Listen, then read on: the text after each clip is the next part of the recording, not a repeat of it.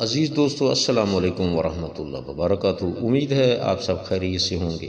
دعا ہے اللہ ہمیں اپنے حفظ و امان میں رکھے، آمین۔ آج میں اپنے دوستوں کی خدمت میں ایک ایسی مرض کے علاج کے ساتھ حاضر ہوا ہوں جس کی وجہ سے بے شمار خطرناک علامات پیدا ہو جاتی ہیں۔ تبخیر معدہ۔ تبخیر معدہ کہنے کو تو معدہ کی معمولی گیس ہے، مگر جب یہ شدت اختیار کر جائے تو اس کی وجہ سے فالج، لقوہ، نامردی، احتلام، جریان، کثرت پیشاب، موٹاپا، سنگرینی اور عورتوں میں ایام کی بے قاعدگی جو کہ عورت کی زندگی برباد کر کے رکھ دیتی ہے جیسی علامات پیدا ہو جاتی ہیں۔ جب زندگی سے تنگ آ کر مریض بیچارہ علاج کی طرف توجہ دیتا ہے تو علاج انہی علامات کا کیا جاتا ہے جو مریض معالج کو بتاتا ہے، نہ کہ ان علامات کے وجوہات کا۔ ایسے علاج سے عارضی فائدہ تو ہو جاتا ہے، مگر یہ علاج تا حیات چلتا رہتا ہے۔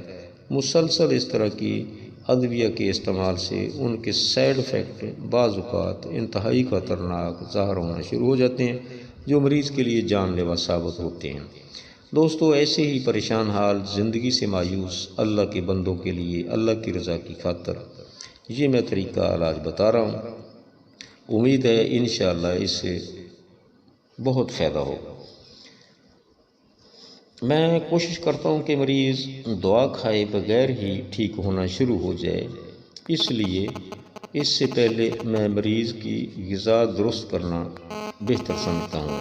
میں چونکہ خشک سرد مزاج مریضوں کی تبخیر معدہ کا علاج بتا رہا ہوں، اس لیے اپنے غذاؤں میں سے بادی سبزیاں، چاول، بڑا گوشت، ترش فروٹ اور کھٹے اور ٹھنڈے مشروبات نکال دیں۔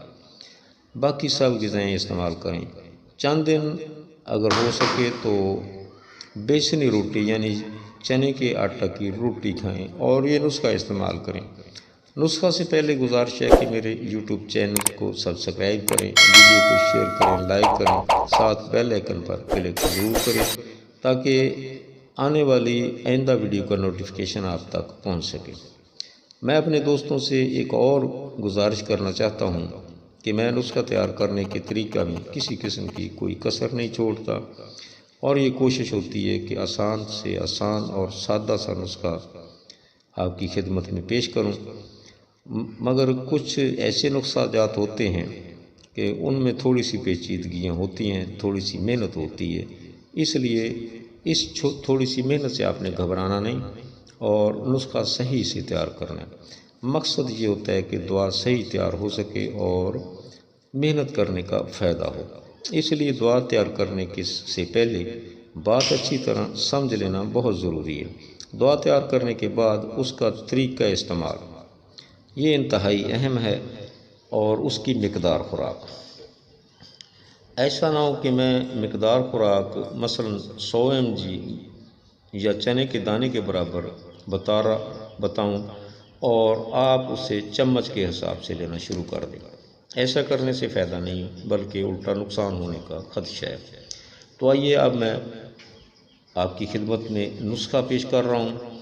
شنگرف رومی، جائفل، دار چینی، اکر کرہا، یہ چاروں 10-10 گرام، کرنفل، فلفل دراز، زنجیر، یہ تینوں 20-20 گرام۔ طریقہ تیاری کچھ اس طرح ہے۔ سب سے پہلے آپ نے شنگرف کو چینی کے ہاون دستہ میں کامل 1 گھنٹہ تک خرل کرنا ہے تاکہ اس کے اندر جو چمک ہوتی ہے چمک ختم ہو جائے اور سرخ رنگ کا خوبصورت پاؤڈر تیار ہو جائے۔ باقی تمام ادویہ کو انتہائی باریک کر کے شنگرف والا پاؤڈر ملا کر 2 گھنٹہ تک کم از کم زوردار ہاتھوں سے لوہے کے ہاون دستہ میں خرل کرنا ہے۔ سرخ رنگ صفوف خوشبودار تیار ہو جائے گا۔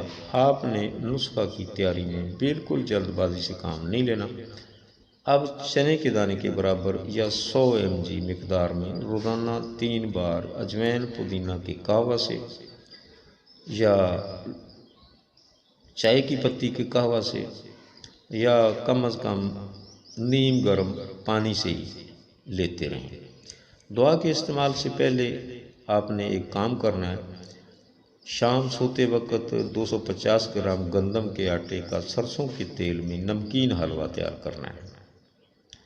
اس نمکین حلوہ کو جب وہ قابل برداشت ہو تو آپ نے پیٹ کے اوپر موٹا موٹا لیپ کر لینا ہے اور اوپر موٹا کپڑا ڈال دینا ہے۔ بہتر یہ ہے کہ جب وہ ٹھنڈا ہونے کو آئے تو اسے دوبارہ گرم کر کے دوبارہ لیپ کر دیں۔ ایسا کرنے سے معدہ اور انتڑیوں میں نرمی آ جائے گی اور رکی ہوئی گیسز کا اخراج ہونا شروع ہو جائے گا، اور ایسا کرنے سے قبض بھی ختم ہو جائے گی، اور اس نسخہ کے استعمال سے تبخیر معدہ نیا ہو یا پرانا فوراً ٹھیک ہونا شروع ہو جائے گا، اور تبخیر معدہ سے پیدا ہونے والی تمام خطرناک علامات مثلا فالج، لقوہ، ذوفبا، پرانا احتلام، جریان منی، جسم کی کمزوری، بد ہضمی، معدہ اور انتڑیوں کی گیسز، سلسل بول، عورتوں میں ایام کی بے قیدگی، پرانا لیکوریا، موٹاپا، پیٹ کا بڑھ جانا، دست، سنگرہنی وغیرہ علامات سب غائب ہو جائیں گی انشاءاللہ۔ اب ملاقات ہوگی آئندہ آنے والی بہترین ویڈیو کے ساتھ، اس وقت تک اپنا خیال رکھیے۔ اللہ حافظ۔ السلام علیکم ورحمۃ اللہ وبرکاتہ۔